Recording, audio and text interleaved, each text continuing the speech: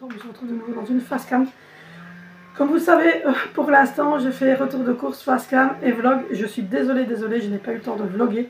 Nous avons eu un week-end un peu surchargé puisque, je vais vous en parler là maintenant, mais ce week-end, j'ai fait une énorme crise de SCI parce que j'ai une colopathie fonctionnelle. J'en ai déjà parlé sur une autre vidéo, si vous voulez la voir. Il n'y a aucun souci, il y a une playlist, mais donc il fait hyper chaud. Je suis désolée si je suis essoufflée parce que je suis allergique et qu'en plus là je viens de faire un gros ménage dans la maison. Donc voilà. Donc je vous reprends aujourd'hui en face cam. Je suis désolée si vous entendez du bruit derrière, mais j'ai ouvert la fenêtre parce qu'il fait hyper chaud et il y a quelqu'un qui tourne sa haie dans mon voisinage. Je ne peux, pour ainsi dire, pas empêcher les gens de tondre leur haie. Donc si jamais vous entendez du bruit, ce petit chat, il apparaît partout sur toutes mes vidéos, c'est quand même grave. Il se montre, il est habitué au réseau. Donc voilà, donc comme je vous l'ai dit, je n'ai pas vlogué. Pourquoi? Parce qu'on a passé un week-end compliqué. J'ai eu une grosse crise de colon irritable et je vais vous en parler donc dans cette vidéo. Et on avait en plus à gérer la fancifère d'Angelina, donc il a fallu que je lourde mes docs pour pouvoir y aller. J'ai quand même réussi à manger et à être au spectacle de la petite louloute. Donc voilà, il y a quelques mois d'ici, je vous annonçais que j'avais une maladie incurable, une colopathie fonctionnelle. Donc voilà, donc on le reconfirme encore maintenant avec une prise de sang qui confirme également que le foie est légèrement touché, le côlon ainsi que mon intestin. Donc il y a un petit chaton qui est tombé.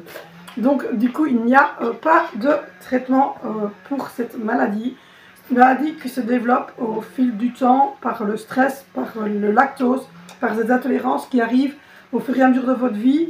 Si vous êtes déjà fragile à la base, comme moi j'ai été fragilisée en étant enfant, j'ai eu énormément d'antibiotiques, mais j'en avais évidemment besoin de l'utilité puisque j'étais hospitalisée pour une méningite virale il y a 45 ans d'ici, puisque j'ai 9 mois, 44 ans on va dire.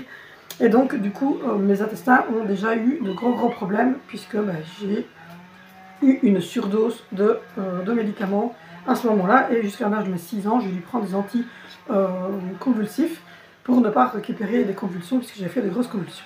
Donc voilà, donc visiblement j'ai eu mon intestin et estomac qui étaient un peu chamboulés, hein, tout bébé à ce moment-là, et à force, a priori, dans les années 90 on donnait du CCML et on donnait du lait aux enfants, du lait de vache, du CCML c'était bon pour la santé, sauf que ne se rendait pas compte dans ces années-là que certaines personnes pourraient développer à force du temps des intolérances au gluten, au lactose, et à plein de petites choses comme ceci. Donc moi ça a commencé il y a déjà 2-3 ans d'ici. J'ai fait un premier problème qui était lié visiblement au niveau du rein et mon côlon qui s'était enflammé et qui avait gonflé. J'avais eu du sang dans les selles et j'avais déjà été voir mon médecin traitant de l'époque qui avait mis ça sur le compte d'une bactérie qui s'appelle E. coli, parce que à ce moment-là je faisais en même temps une infection urinaire, le tout étant lié aussi, puisque quand les selles restent trop longtemps dans l'intestin est imperméable et donc les bactéries s'enfuient et vont vers le système urinaire.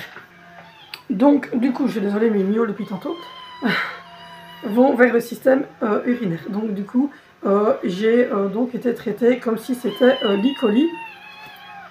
L'E. coli qui se trouvait dans mon intestin et dans mon côlon qui avait gonflé, et ce qui fait que je ne savais plus uriner et je ne savais plus faire. Ça fait des filaments comme ça, désolé pour les détails. Mais c'était, voilà, la première alerte était celle-là. Mais on ne m'a pas parlé à ce moment-là de côlon irritable, rien du tout. En plus j'étais très jeune, puisque j'avais pas encore Alessandro, et Angelina était encore bébé, donc elle a 8 ans. Donc du coup, après, pendant les 3 ans qui ont suivi, j'ai eu ma grossesse et le déménagement, l'accident de travail de Dimitri, etc. Et on a pensé que peut-être ma fatigue, mon gonflement abdominal, ma pâleur, les cernes, le fait que je vois comme ici essoufflé régulièrement, les maux de tête, les cystites à répétition et tout ça, on essayait on voyait pas trop où on partait. On avait fait des prises de sang qui étaient très bonnes à l'époque et qui ne montraient aucun souci. Le gros déclenchement a été au mois de septembre, quand j'ai commencé de nouveau à être gonflé, à avoir du sang dans les selles, etc. et que j'ai commencé à répertorier moi-même tous mes petits problèmes. Et qu'en tapant tous ces problèmes, Google est ton ami, m'a donné comme quoi j'avais le syndrome du côlon irritable, voire de l'intestin irritable. J'ai donc été chez mon médecin traitant qui a confirmé mes ballonnements, qui a confirmé tout. Et dernièrement, j'ai fait une prise de sang qui a en plus confirmé qu'il y avait des traces dans mon foie, sachant que je ne bois pas du tout d'alcool, je précise, parce qu'on pense souvent quand on a des problèmes de foie, c'est parce qu'il y a des personnes qui boivent beaucoup d'alcool, moi je ne bois pas du tout. Je suis à complet, je ne bois jamais un verre de vin, jamais un verre d'alcool, je déteste ça. Et donc du coup, dernièrement, j'ai reçu le résultat de la prise de sang. Toute la prise de sang est nickel, il n'y a pas de cholestérol, il n'y a pas de diabète. Tout est nickel, je suis dans le norme de partout, sauf pour le foie. Alors il n'y a pas de cancer non plus du foie, du côlon, etc. Puisque les protéines, etc., enfin, tout ça est bon. Il n'y a pas de perte de poids, il n'y a pas d'autres symptômes. C'est donc bien une colopathie fonctionnelle mais en général, c'est-à-dire tout mon système digestif est pris. Et là maintenant, je commence en plus de temps en temps à faire constipation et semi-diarrhée, constipation, semi-diarrhée, constipation, semi-diarrhée. Donc là, on commence à voir que effectivement la colopathie fonctionnelle se marque de plus en plus chez moi. Donc la première chose que j'ai fait, c'est de changer complètement mon alimentation. J'ai retiré tout ce qui était lait de vache de mon alimentation. J'ai retiré tout ce qui était les sucres style aspartame, candérel, ce genre de choses, parce que je consommais beaucoup. J'ai également retiré tout ce qui était pain blanc au maximum. Et maintenant, je retire au fur et à mesure des choses que je sais que ça ne va pas le faire. Comme par exemple les glaces, les grosses glaces à vanille, etc. Je sais bien que si j'en mange, je vais avoir des soucis. Si je mange trop gras, donc si je mange 3 fois sur la même semaine, quick et un snack, ça va merder.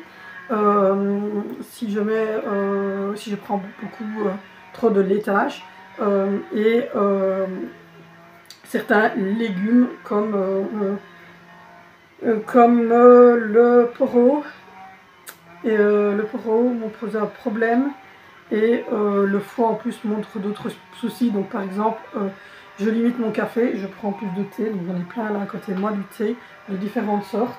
J'ai remplacé le sucre que je mettais candéré et tout ça parce que j'avais l'impression de prendre vite du poids, alors que c'était pas de la grosseur de trop manger ou d'être en surpoids, c'est mon intestin qui est complètement gonflé et qui fait cette bouée que j'ai autour en fait. Et donc voilà, parce que je suis pas du tout en plus une grosse mangeuse. Donc voilà, je l'ai remplacé par le miel et le sucre de Tirlemont. Donc voilà, donc mon médecin préfère que je mette un sucre dans mon café que de mettre de l'aspartame. Et par contre, il m'avait dit qu'il préférait me voir boire ma canette de coca non sucrée, mais ça je sais pas la boire, je suis obligée de passer au sans sucre parce que j'aime pas du tout le goût d'un coca sucré. Donc voilà, mais je limitais aussi ma quantité de tout ça. J'ai arrêté l'huile d'olive parce que l'huile d'olive saturait aussi un petit peu au niveau de mon foie, et je suis passée à la margarine oméga 3. J'ai augmenté considérablement ma quantité d'eau et ma quantité de liquide, parce que je ne buvais pas beaucoup. Donc ça, j'ai augmenté également cette quantité de liquide. J'ai mis des féculents à midi et au soir, parce que oui, les féculents, dans mon cas, c'est le top du top en fait. Tout ce qui est riz, semoule, pâtes, c'est pommes de terre, c'est vraiment le top pour moi, ça passe. Au niveau des fruits, tout passe, à part la pomme. Désolée, je dois voir un petit peu parce que je vous ai dit, il fait très très chaud d'un coup en plus. On s'est fait un petit plaisir avec Demi qui travaille à l'extérieur, et moi qui travaille à l'intérieur, on s'est fait un petit plaisir, on s'est pris un coca frais. Donc du coup, j'ai donc, voilà, en gros, j'ai fait un menu type. Donc le matin, c'est un verre d'eau à partir de maintenant, parce que ça par contre je n'ai pas encore commencé. Je vais faire de l'eau citronnée, j'ai pressé un citron dans de l'eau, et je vais boire le matin un verre d'eau citronnée avec ce médicament-ci, qui est un médicament que la pharmacie familiale dans laquelle j'avais fait. C'est un, enfin c'est pas un médicament, c'est un complément alimentaire intestinal, flore intestinale, parce que voilà, j'aime bien. Et j'ai du gel d'aloe vera, je vais vous chercher après. J'ai un gel d'aloe vera que je prends par période. Donc là, je vais recommencer parce que j'ai eu de nouveau des grosses crises. Voilà, mais je ne peux pas en prendre en continu l'aloe vera. Donc je vais recommencer l'aloe vera. J'ai les thés, plusieurs sortes de thé. Je vous montre. Donc voilà. J'ai les thés que nous vendons chez Shogun, si jamais. Je suis consultante chez Shogun, donc on vend les thés pour les machines sans sirop. Donc j'ai du thé à l'orange, du thé au citron. Et j'ai des thés infusion, détox. J'ai des thés comme ceci au citron, parce que le citron c'est hyper bon. J'ai des thés comme ceci, citronnelle aussi. J'ai des thés refresh organiques. Et je pense que dedans, j'ai des thés également à la camomille et à la menthe. Donc voilà. Je bois de l'eau avec du sirop de citron, du sirop de menthe. Je bois au moins 2 gourdes. Comme vous voyez celle qui est derrière, c'est à peu près la capacité de ma gourde que je bois. C'est parce que celle-ci, on ne les utilise pas pour boire. J'ai à peu près, voilà, c'est à peu près cette quantité-là, je la bois sur la journée. Et j'essaie d'en reboire un verre ou 2 au souper, plus un expresso le matin.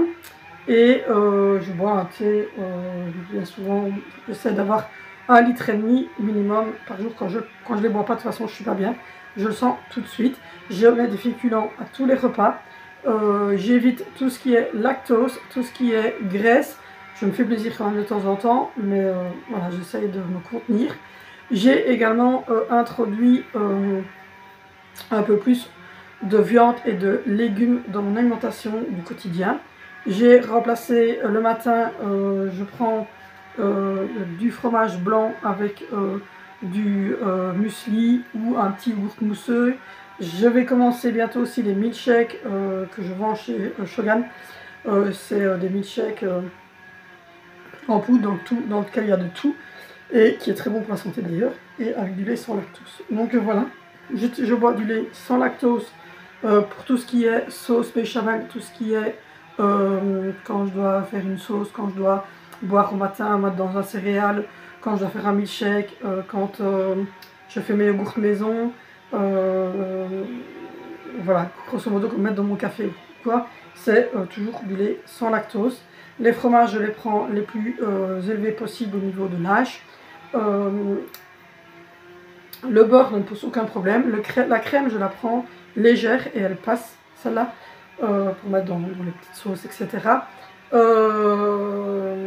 Voilà, grosso modo, c'est ça mon traitement. Je commence ce nouveau-là caché à partir de demain, parce que les 3 premiers qu'on m'a donnés, je ne les ai pas supportés, donc mon estomac ne les a pas supportés. Donc ça aussi c'est problématique, c'est que mon estomac en fait ne supporte pas grand chose au niveau médication, et donc du coup c'est compliqué. Là on va essayer celui-ci, on espère que ça va pouvoir m'aider à un peu dégonfler, un peu me soulager à ce niveau-là.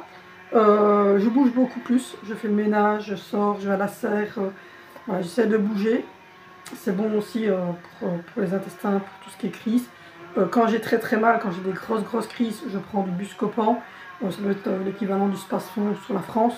Donc voilà, pour éviter ces contractions qui me font très mal parfois, être pliées en deux.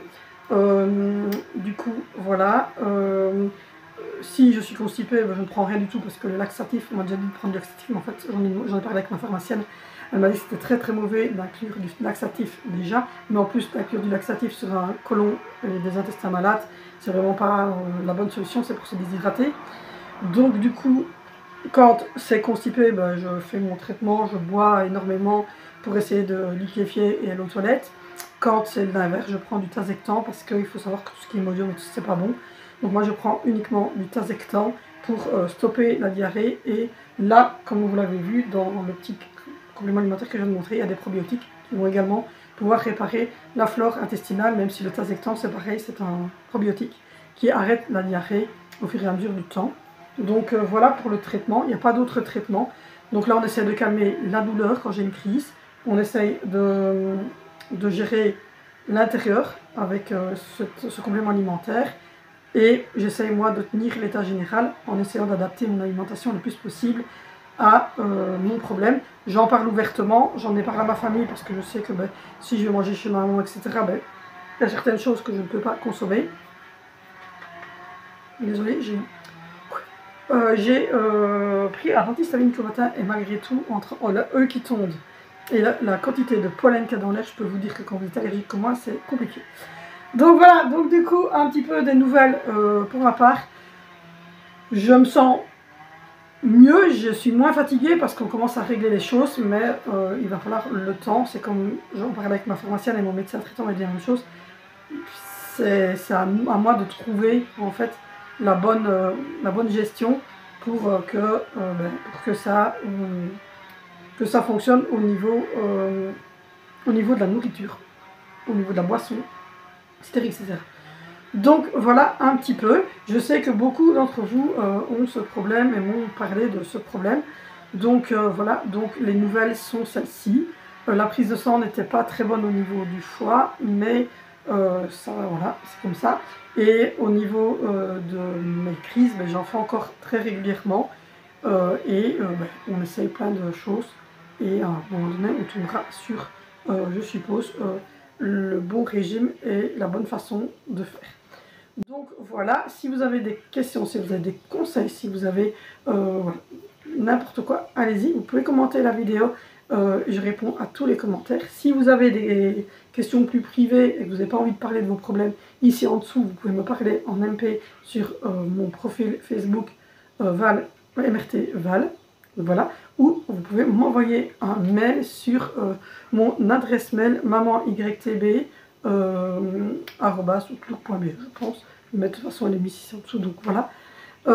Et n'hésitez pas non plus à liker, à commenter cette vidéo pour que cette maladie puisse être connue et que les gens qui en souffrent puissent trouver un lieu pour parler de ce problème. N'hésitez pas non plus à aller voir les autres vidéos. N'hésitez pas non plus à dérouler la barre d'infos. On a une boutique en ligne, comme vous le savez, je suis indépendante. Je travaille pour la firme italienne Shogun qui vend parfums cosmétiques de grandes marques, des marques vraiment de top, vraiment bio, vegan, tout ce qu'il faut. Et il y a Neem, aloe vera, argan, enfin vous verrez dans la barre d'infos. Il y a plus de 5-6 000 références. On a également 144 parfums inspirés de grandes marques. Ce ne sont pas des copies ni des contrefaçons.